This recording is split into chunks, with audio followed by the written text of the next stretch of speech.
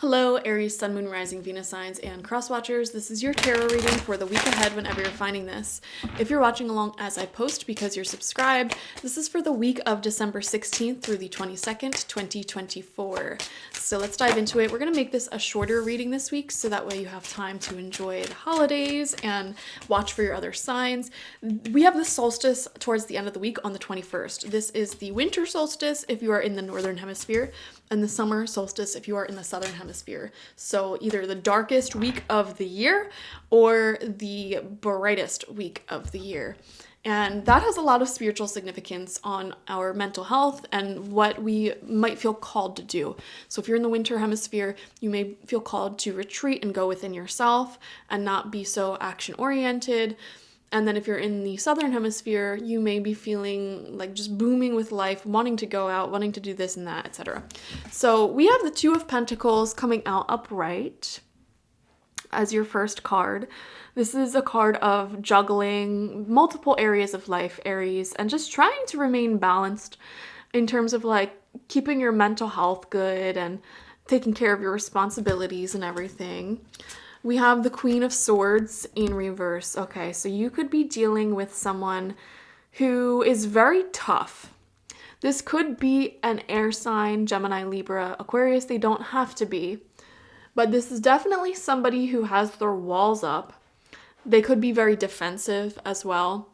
And very strict, very stern, cold, cunning. Keeping their heart and compassion behind a stone wall, essentially. So if you're dealing with someone like that, you know, maybe a little bit frustrating this week, but let's see. Yeah, right next to that, we have the Six of Swords in reverse. It's like you're just wanting peace. You're just wanting everyone to get along, no fighting, no arguing. Like you're just wanting to have a nice, stable environment. You don't want drama. You don't want chaos. You know, and somebody may be really argumentative this week that you're just like, you know, keeping the group, keeping the family, the coworkers, whatever, in a state of just feeling very either like belittled or argumentative, in a state of fight or flight or freeze. You know, it's not peaceful. And it's definitely, this person, whoever it may be, could be to blame for that. But let's see what else comes out. Five of Swords in reverse. Yeah. A lot of you guys, I want to ask the question, like, why do you keep yourself around this person? Why do you keep yourself in this situation? Because Five of Swords in reverse shows the need to walk away. You know, Five of Swords, if we look at this card, these people just got into a fight, and clearly these two people back here are defeated, okay? And this Five of Swords person, they have all the swords, and they have this smug look on their face, but, like, at what cost did they succeed? Because these people are feeling very hurt, and they're walking towards this stable, solid water back here, which represents peace, whereas this person is staying in chaos, as represented by the clouds. So it's somebody who has to win at all costs. Like, they don't even listen to other people and their feelings. Like, this is not somebody that you can approach and be like, hey, this is how I'm feeling, and this is what's going on. Can we come up with some sort of compromise or agreement? It's like, no, it's my way or the highway. Take it or leave it. And they're on a power trip a little bit, you know. When the Five of Swords comes out in reverse, it shows the need to walk away, because why keep yourself in this state of hurting yourself? Because that's what you're doing. These are swords. These are not wands. These are swords. Swords pierce and damage your self-esteem, your sense of confidence.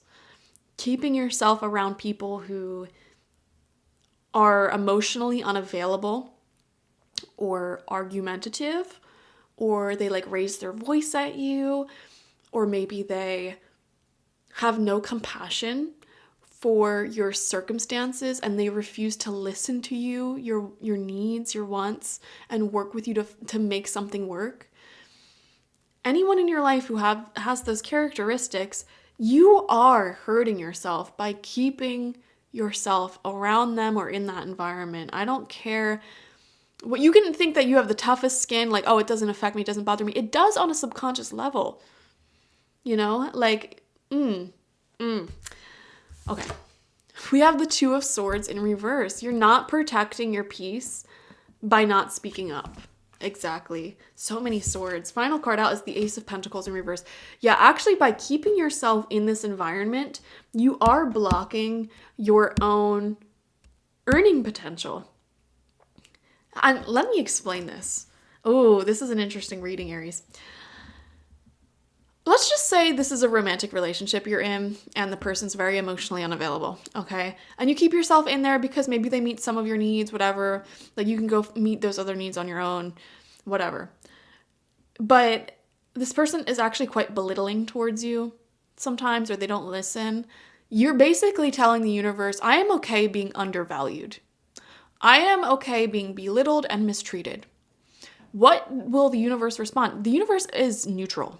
Okay, contrary to popular belief, the universe, spirit, God, whatever you want to call it, extremely neutral. It is the embodiment of all that is, and all that is equal light and shadow.